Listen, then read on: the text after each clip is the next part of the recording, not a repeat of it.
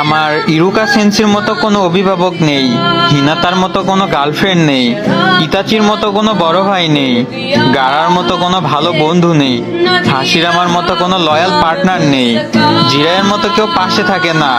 আছে শুধু কাকাশির মতো বেদনা, পেইনের মতো যন্ত্রণা। সাসকে যেভাবে সবাইকে ইগনোর করে, সবাই আমাকেও ঠিক সেইভাবে ইগনোর করে। মনে হয় আমি সবার কাছে মাদারের মতো একজন ভিলেন।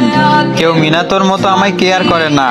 সবাই নারুটোকে যেভাবে অবহেলা করে, আমাকেও সেভাবে অবহেলা করে। আর সবশেষে আমি অবিতর মতো একা।